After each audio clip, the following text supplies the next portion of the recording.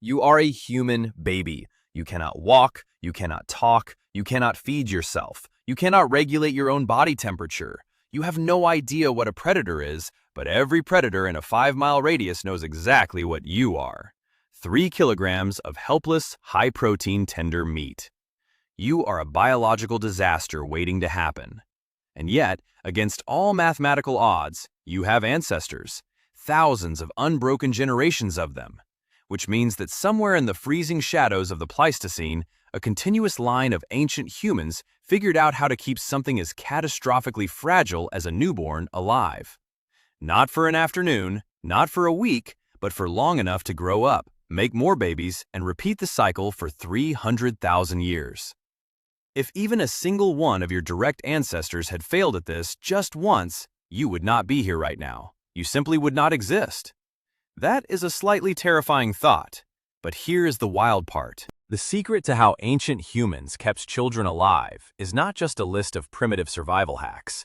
It is actually a window into the most sophisticated social technology ever to evolve on planet Earth.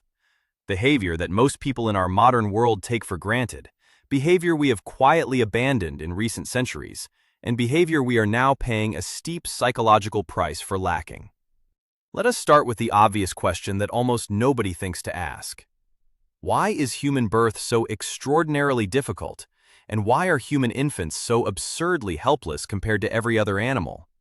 When a baby giraffe is born, it drops 2 meters to the ground, shakes off the amniotic fluid, stands up, and starts trotting alongside its herd within an hour. A newborn horse is running in less than 2.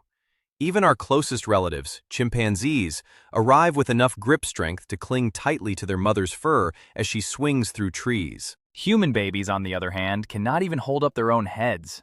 Left alone, they cannot survive even a single afternoon. This is not a design flaw or a cruel trick of nature. It is a very specific evolutionary trade-off: secondary altriciality. Human babies are born earlier, relative to their brain development, than almost any other primate on Earth. Why? Because of your massive, energy-hungry brain. As our early hominin ancestors transitioned to walking upright on 2 legs, the female pelvis was re-engineered by natural selection for efficient bipedal walking. This made the birth canal significantly narrower. At the exact same time, human intelligence was exploding, and skull sizes were skyrocketing.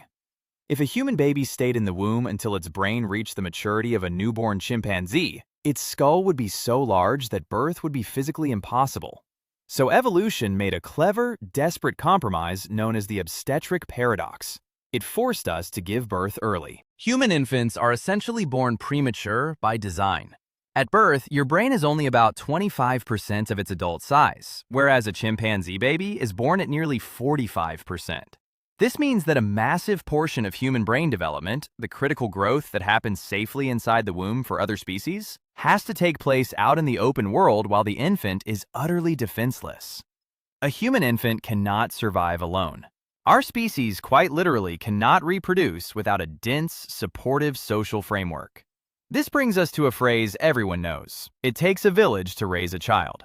Today, people print that phrase on wooden signs or mention it at baby showers. But in early human evolution, it was not a heartwarming metaphor. It was a literal biological survival strategy called cooperative breeding. In almost all other primate species, child-rearing is an almost entirely solitary maternal burden. The father might occasionally defend territory, but the daily strain falls on one female. This places a strict biological cap on how many offspring a mother can successfully raise. Homo sapiens shattered this rule. In prehistoric hunter-gatherer bands, childcare was distributed across the entire social group, and grandmothers played an especially pivotal role. Anthropologist Kristen Hawkes proposed the grandmother hypothesis, suggesting that human menopause evolved specifically so that older women would stop having their own risky pregnancies and instead invest their energy into the survival of their grandchildren. By foraging for nutrient-dense tubers and supervising toddlers, experienced grandmothers dramatically boosted infant survival rates and allowed mothers to space births closer together without sacrificing care. But it did not stop with grandmothers. Aunts, uncles, older cousins, and unrelated group members all engaged in alloparenting, Research among modern hunter-gatherers, such as the Aka people of Central Africa, shows that fathers hold, or are within arm's reach of their infants, nearly 47% of the day. Ancient children were not raised in isolated homes by two overwhelmed adults. They were embedded in a living human web. Now let us examine an aspect of prehistoric life that makes many modern people uncomfortable: ancestral feeding practices. In the Paleolithic, breastfeeding looked nothing like modern schedules. Ancient children were typically breastfed for 2 to 4 years, with nursing occurring in short, frequent bursts, often several times an hour. This constant physical stimulation maintained high prolactin levels in the mother, naturally suppressing ovulation. This created a biological birth spacing of roughly 3 to 4 years, ensuring a mother was never burdened with multiple helpless infants simultaneously in a nomadic environment. When the time came to introduce solid food, ancient parents had no pureed jars or blenders. They relied on a practice as ancient as our genus: pre-mastication. Adults would chew tough meats or organ tissues, breaking down fibers before feeding the softened food directly to the infant. While this sounds unhygienic to modern eyes, evolutionary science reveals a hidden superpower. Pre-mastication inoculated infants with beneficial oral microbiomes from healthy adults, actively training their developing immune systems. Furthermore, wild marrow and organ meats provided far denser nutrition than the starchy grain gruels that later ruined human dental health during the agricultural revolution. Then there is the urgent matter of physical contact. A human baby left on the cold cave floor in the Pleistocene is prime prey for carnivores. Moreover, infants cannot regulate their own body temperature efficiently. The ancestral baseline was continuous body contact, or baby wearing. When you touch a newborn baby's palm today and feel their tiny fingers lock onto yours, you are witnessing the palmar grasp reflex, an ancient evolutionary instinct designed for clinging to a caregiver's body. Studies show that skin-to-skin contact stabilizes an infant's heart rate, breathing, and stress hormones, reducing crying by over 50%.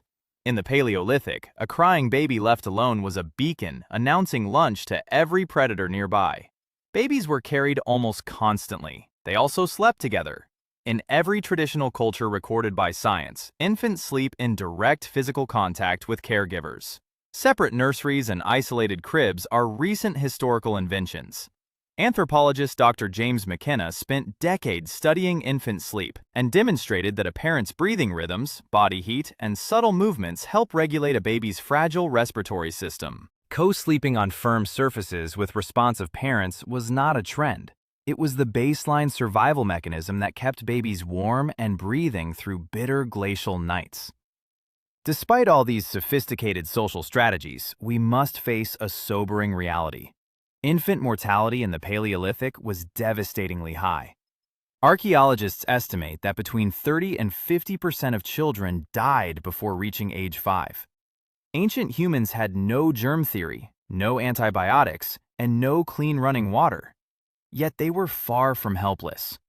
Archaeological sites reveal that ancient peoples possessed deep botanical knowledge, utilizing plants like willow bark for pain and fever, and wild honey for its antimicrobial wound healing properties. When a child died, the grief was profound. Excavations at Upper Paleolithic sites like Sungir in Russia show children buried with extraordinary devotion, wrapped in ochre-stained clothes, covered in thousands of hand-carved ivory beads, and laid to rest alongside mammoth spears.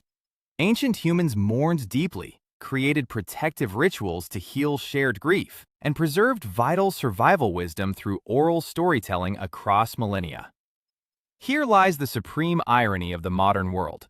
Modern sanitation, vaccines, and pediatric medicine have achieved one of humanity's greatest victories, reducing child mortality by 96% over the last 2 centuries. That is an astonishing achievement. But while we conquered physical pathogens, we inadvertently dismantled the ancestral social technology.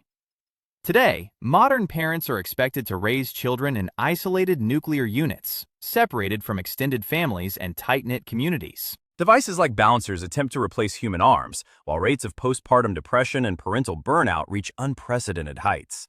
The ancient lesson of survival is crystal clear. A human child was never designed to be raised by 1 or 2 isolated individuals. Survival required a collective, a connected tribe where care was shared, stress was distributed, and no single parent carried the weight of existence alone. Ancient humans lacked our technology, our medicine, and our wealth, but they had each other. And for 300,000 years, that human connection was enough to keep our story going.